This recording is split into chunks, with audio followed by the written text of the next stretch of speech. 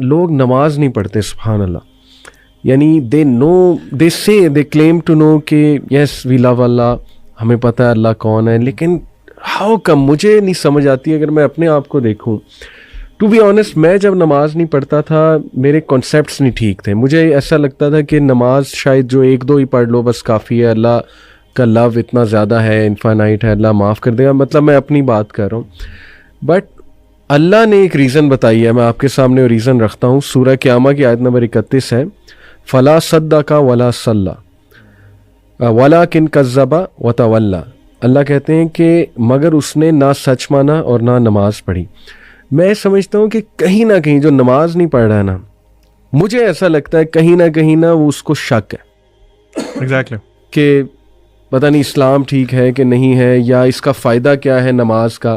یہ بھی تو ایک شک ہو سکتا ہے نا, کیوں پڑھوں, اتنا ٹائم میں کیوں نکالوں, حالانکہ کیا ٹائم ہے, 15 منٹ پر نماز, 75 منٹ آؤٹ آف 40 منٹ, کیوں نہیں پڑھتے نماز. مجھے نہیں سمجھ آتی, مجھے بڑا دکھ ہوتا ہے. آپ بتائیں, آپ کیسے دیکھتے ہیں اس کو؟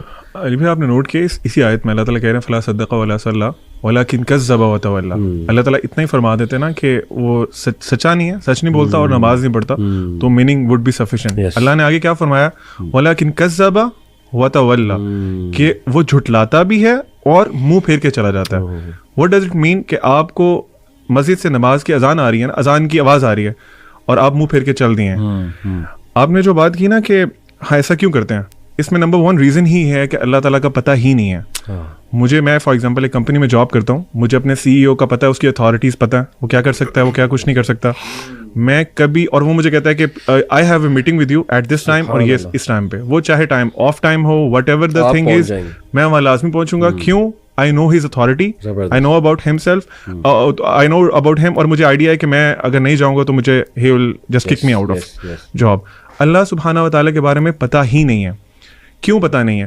آپ نے جو ابھی بات کی تھی نا کہ ہم قرآن نہیں پڑھتے, پروفٹ صلی اللہ علیہ وسلم کی ایک بہت خوبصورت حدیث ہے, اس کی ایک پارٹ ہے, اس کا مفہوم یہ ہے کہ اللہ تعالیٰ جو قرآن ہے نا, وہ اللہ تعالیٰ کی ایک رسی ہے, جو رسی ایک طرف سے اللہ کے ہاتھ میں ہے جیسے اس کی شان کو لائق ہے, اور دوسری طرف سے وہ ہمارے پاس موجود ہے.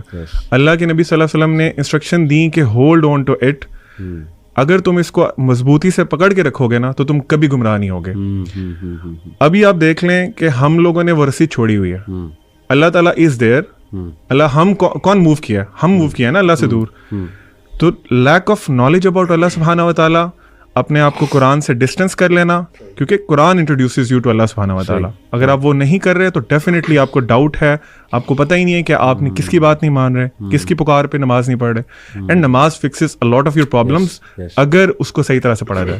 Zeeshan, what do you think, why don't people pray? علی بھائی دیکھیں, اس کو نا دیکھنے کے 2 پرسپیکٹیوز ہیں. ایک بہت خوبصورتی سے آپ دونوں نے بتایا, یہ ہے اس کو آپ سمجھ سکتے ہیں ڈانٹ ڈپٹ کا طریقہ, یا پھر ایک خوف والا پہلو غالب رکھ کے. دوسرا پہلو آپ اس کو میں کوشش کروں گا سمجھانے سے اللہ تعالیٰ کے ایک نام سے, الوہاب سے. میں آپ کو مثال دیتا ہوں. آپ مجھے ایک چیز کہتے ہیں کرنے کو, اللہ نے بھی ہمیں کہا نماز پڑھنے کو, ٹھیک ہے, آپ نے فرض کریں مجھے کوئی چیز کہا کہ بھئی یہ کرو, اچھا 2 وجوہات ہو سکتی ہیں کہ میں وہ ایک کام کروں. آپ نے جو مجھے کہا, ایک تو یہ ہے کہ مجھے آپ سے ڈر ہے اور آپ کا خوف ہے, اور اس کے کانسیکوینسز ہیں جو کہ مجھے فیس کرنے پڑیں گے, جس کا مجھے پتا ہو, وچ از ون آف دا ویز کہ ہم وہ کام کر سکتے ہیں.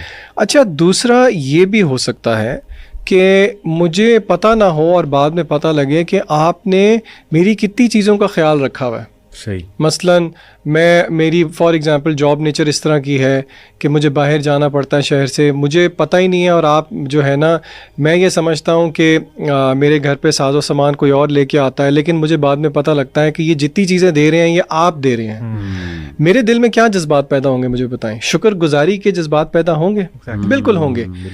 آپ اس اعتبار سے واہب ہیں, عربی میں واہب کہتے ہیں گیور کو. اللہ کا نام ہے الوہاب, یہ سپرلیٹو فارم ہے جس کا مطلب ہے کہ دینے میں بہت زیادہ. بالکل صحیح. اچھا کیا دینے میں بہت زیادہ؟ علماء کہتے ہیں تحفے تحائف دینے میں بہت زیادہ, برکات دینے میں بہت زیادہ, فوائد دینے میں بہت زیادہ. اور علماء نے یہ بات بھی سمجھائی کہ اللہ نے یہاں پہ انٹینسو فارم کیوں یوز کی, کیونکہ اللہ تعالیٰ کیا کبھی کبھی دیتا ہے, نہیں ہر وقت دیتا رہتا ہے, ٹھیک ہے. دوسرا, کیا اللہ تعالیٰ ایک چیز دیتا ہے؟ نہیں, ورائٹی آف تھنگس دیتا ہے. تیسرا, اللہ تعالیٰ intentionally intentional giving in amounts that go beyond the necessary and expected. تو اگر بندہ یہی سوچنا شروع کر دے کہ اللہ تعالیٰ کی کتنی مہربانی ہے میرے پہ، تو پھر کیا بندے کو شکر گزاری میں نہیں نفل میں کھڑا ہونا چاہیے؟ جس طرح کہ رسول اللہ صلی اللہ علیہ وسلم سے صحابہ نے پوچھا، یا رسول اللہ آپ کے اگلے پچھلے سارے گناہ معاف ہیں، آپ کیوں اتنا لمبا قیام کرتے ہیں کہ آپ کے پیر بھی میں سوجن آ جاتی ہے؟ آپ صلی اللہ علیہ وسلم کا کیا جواب تھا کہ کیا میں اپنے اللہ کا شکر گزار بندہ نہ بنوں؟ تو دوسرا رویہ نا لوگوں کو یہ بھی سوچنا چاہیے کہ دیکھیں تو صحیح کہ اللہ کی نعمتیں کتنی ہیں.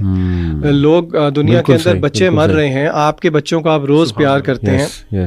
جہاں پہ مہنگائی بڑھتی ہے، لوگوں کے گھر میں 3 ٹائم کے بجائے 2 ٹائم چولہا جلتا ہے، آپ 4-5 دفعہ بھی کھا لیتے ہیں. کیا آپ کو اس چیز کا احساس نہیں ہے؟ تو لوگوں کو یہ بھی دیکھنا چاہیے کہ وی او سم تھنگ بیک ٹو اللہ. اللہ کو ضرورت نہیں ہے، اصل میں یہ میرے اور آپ کا ہی فائدہ ہے. تو یہ زاویہ بھی دیکھنا چاہیے لوگوں. اور اللہ آپ کو بغیر ڈیزرو کیے دیتا ہے، آپ ڈیزرو نہیں کرتے کچھ بھی، اللہ پھر بھی آپ کو دے رہا ہے. بالکل ایسے.